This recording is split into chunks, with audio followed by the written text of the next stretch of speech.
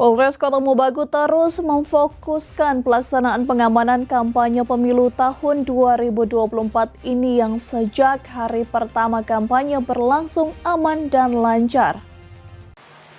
Semakin dekatnya hari pencoblosan pemilu 2024, Polres Kota Mobagu semakin mengintenskan pengamanan pemilu dengan memperkuat personel yang dilibatkan dalam pengamanan. Dalam pengamanan tahap 1 yang selesai pada 14 Januari, Polres Kota Mobagu menerjunkan 79 personel. Sementara untuk pengamanan tahap 2 yang dimulai pada 15 Januari kemarin, jumlah yang dilibatkan sebanyak 119 personel.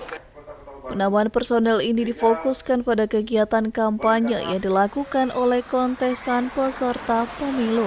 Kesiapan Polres Kota Mobagu dalam rangka pengamanan kampanye tahun 2024 ini, awalnya dari tahap pertama kita menggunakan personil kurang lebih sebanyak 79 orang.